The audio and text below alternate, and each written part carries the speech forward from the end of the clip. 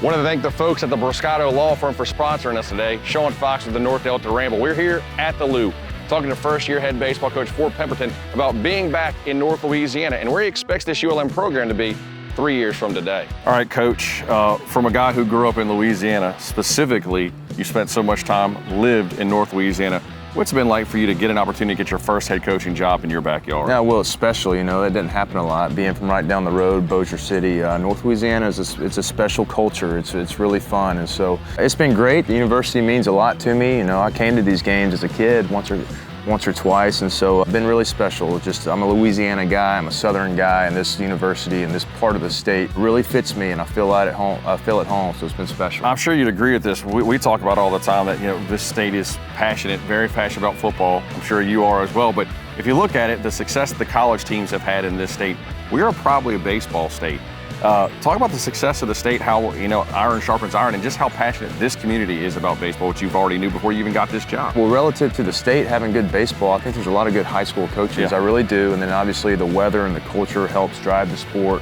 Playing growing up, all the programs in the state have tasted some success. They have really good attendance. I think the operation in the stadiums are really fun to play in, and just showing it here, I think our attendance and our fans have done a really good job creating a home field advantage for us. And when they get into the stands, you know, it's easier for your team to play better. They feed off the energy, and so, you know, we had a crawfish bowl going down the left field line a few weeks ago during a game, and they're rowdy down the right field line as well, and right here behind home plate, that group has been loud and special, and so it's really great to see, and it's really fun to play in front of a crowd like that. Coach, one of the reasons that people are starting to come out and watch your team play is not just the success and the win-loss record, but the way your team is playing, especially excitement, and excitement starts with offense. Talk about the way they've played so far this season. Yeah, we'll give credit to the players. You know, they've bought in a lot. You know, we asked some returners to change some things. We retooled some swings, you know, thinking specifically to Jake Haggard and Cade DuPont. We talked a new approach, and just really the biggest message in the fall was playing fast. You know,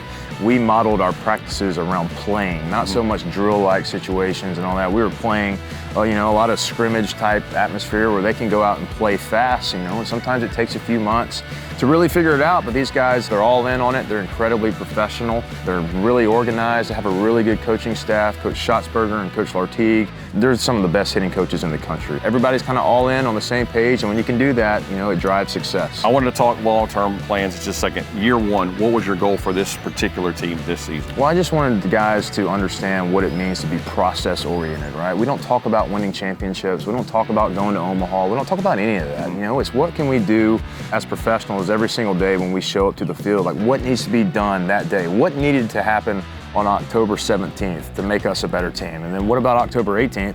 And then what about January 10th? You know, it's very process-oriented. We stay in the moment. I think this team has done a really good job of turning the page, both after wins and losses. You know, credit them to them being on board with each other. You know, we're starting to hear what we say as coaches. I'm starting to hear those guys say it to each other all the time, right? And so really good teams are player-led. We're starting to see that leak out. I'm starting to see some confidence and a sense of belonging. Like we kept telling these guys, you need to learn how to expect to win, expect to make the pitch, expect to get the big hit, all right? Expect to go on the road and win a game. And I think they're starting to see that and a sense of belonging. Like we belong as a contender in this conference.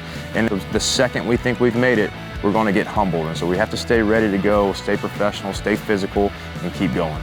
Year one is where our foundation's laid. 4 years from now, what do you want this program to look like? Well, I just want a team that just, you know, knows the standard of playing good baseball. You know, to answer your previous question, like that was what I wanted to do year one, was what is the standard and how can we play that way all the time? And if you're just doing that and thinking that way, the wins will kind of take care of itself. And so 4 years, yeah, I want to be a contender in this conference, but you know, players, if they're listening to this, they would probably be looking at me funny because we just don't look ahead or talk about it. You know, we stay in the moment, what we need to do today.